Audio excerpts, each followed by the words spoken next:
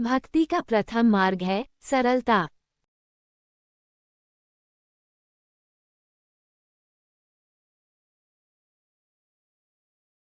एक आलसी लेकिन भोला भाला युवक था जिसका नाम आनंद था। दिन भर कोई काम नहीं करता, बस खाता ही रहता और सोता रहता।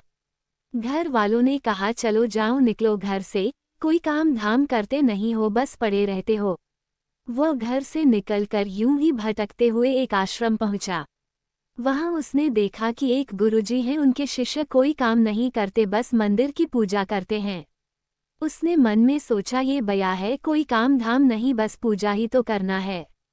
गुरुजी के पास जाकर पूछा, क्या मैं यहाँ रह सकता हूँ? गुरुजी बोले हाँ हाँ क्यों नहीं, लेकिन मैं कोई काम नहीं कर सकता हूँ गुरुजी। कोई काम नहीं करना है, बस पूजा करनी होगी। आनंद ठीक है, वह तो मैं कर लूँगा।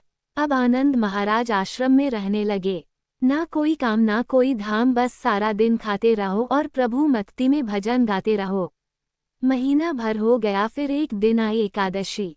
उसने रसोई में जाकर देखा खाने की कोई तैयारी नहीं थी। उसने गुरुजी से पूछा, आज खाना नहीं बनेगा क्या? गुरुजी ने कहा, नहीं आज तो एकादशी है, तुम्हारा भी उपवास है। उसने कहा, नहीं, अगर हमने उपवास कर लिया तो कल का दिन ही नहीं देख पाएंगे हम नहीं कर सकते उपवास, हमें तो भूख लगती है। आपने पहले क्यों नहीं बताया? गुरुजी ने कहा, ठीक है तुम ना करो उपवास, पर खाना भी तुम्हारे लिए कोई और नहीं बनाएगा, तुम खुद बना लो। मरता क्या ना करता गया रसोई में। गुरुजी फिर आए, देखो अगर तुम खाना बना लो तो राम जी को भोग जरूर लगा लेना और नदी के उस पार जाकर बना लो रसोई। ठीक है। लकड़ी, आटा, तेल, घी, सब्जी लेकर आनंद महाराज चले गए। जैसा तैसा खाना भी बनाया। खाने लगा तो याद आया गुरुजी ने कहा था कि राम जी को भोग लगाना है। वह भजन गाने लगा, आओ मेरे राम जी भोग लगाओ जी, प्रभु राम आए, श्री राम आए, मेरे भोजन का भोग लगाए। कोई ना आया तो बेचैन हो गया कि यहाँ तो भूख लग रही है और राम जी आ ही नहीं रहे। भोला मानस जानता नहीं था कि प्रभु साक्षात तो आएंगे नहीं, पर गुरुजी की बात मानना जरूरी है। फिर उसने कहा, देखो प्रभु राम जी, मैं समझ गया कि आप क्यों नहीं आ रहे हैं। मैंने रूखा सूखा बनाया है और आपको तरमाल खाने की आदत है, इसलिए नहीं आ रहे हैं। तो सुनो प्रभु, आज वहाँ भी कुछ नहीं बना है, सबकी एकादशी है, खाना हो तो ये भोग ही खा लो। श्रीराम अपने भक्त की सरलता पर बड़े मुस्कुराए और माता सीता के साथ प्रकट हो गए। भक्त असमंजस में, गुरुजी ने तो कहा था कि राम जी आएंगे, पर यहाँ तो माता सीता भी आई है और मैंने तो भोजन बस 2 लोगों का बनाया है। चलो कोई बात नहीं, आज इन्हें ही खिला देते हैं।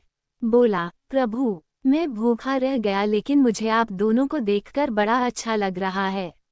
लेकिन अगली एकादशी पर ऐसा न करना, पहले बता देना कि कितने जन आ रहे हो, और हाँ थोड़ा जल्दी आ जाना। राम जी उसकी बात पर बड़े मुदित हुए, प्रसाद ग्रहण करके चले गए। अगली एकादशी तक ये भोला मानस सब भूल गया।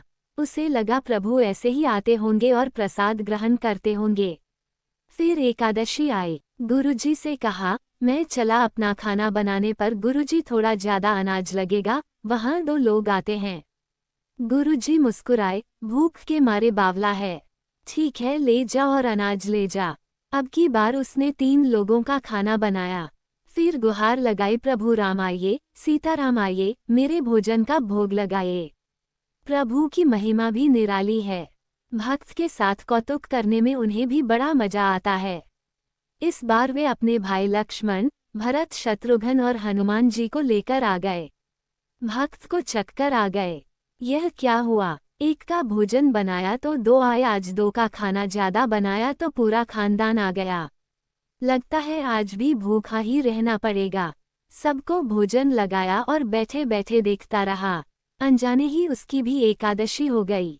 फिर अगली एकादशी आने से पहले गुरुजी से कहा, गुरुजी ये आपके प्रभु राम जी अकेले क्यों नहीं आते? हर बार कितने सारे लोग ले आते हैं, इस बार अनाज ज्यादा देना। गुरुजी को लगा कहीं यह अनाज बेचता तो नहीं है, देखना पड़ेगा जाकर।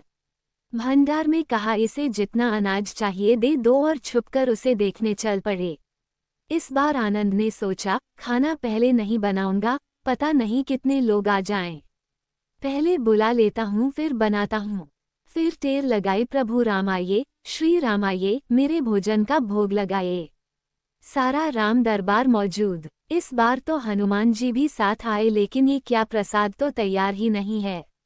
भक्त ठहरा भोला भाला, बोला प्रभु इस बार मैंने खाना नहीं बनाया।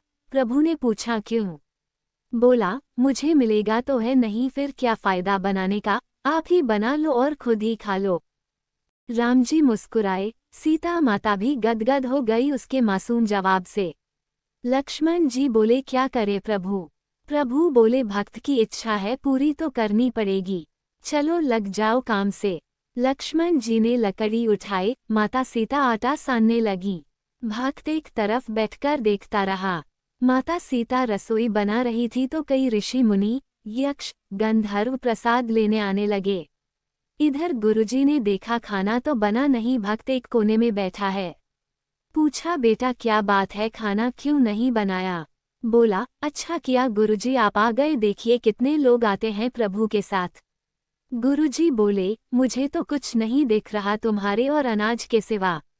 भक्त ने माथा पकड़ लिया, एक तो इतनी मेहनत करवाते हैं प्रभु, भूखा भी रखते हैं और ऊपर से गुरुजी को दिख भी नहीं रहे, ये और बड़ी मुसीबत है। प्रभु से कहा आप गुरुजी को क्यों नहीं दिख रहे हैं? प्रभु बोले मैं उन्हें नहीं दिख सकता। बोला क्यों? वे तो बड़े पंडित हैं, ज्ञानी हैं, विद्वान हैं, उन्हें तो बहुत कुछ आता है, उनको क्यों नहीं दिखते आप? प्रभु बोले माना कि उनको सब आता है पर वे सरल नहीं है तुम्हारी तरह, इसलिए उनको नहीं दिख सकता। आनंद ने गुरुजी से कहा गुरुजी प्रभु कह रहे हैं आप सरल नहीं है इसलिए आपको नहीं दिखेंगे। गुरुजी रोने लगे, वाकई मैंने सब कुछ पाया पर सरलता नहीं पा सका तुम्हारी तरह, और प्रभु तो मन की सरलता से ही मिलते हैं। प्रभु प्रकट हो गए और गुरुजी को भी दर्शन दिए। इस तरह एक भक्त के कहने पर प्रभु ने रसोई भी बनाई।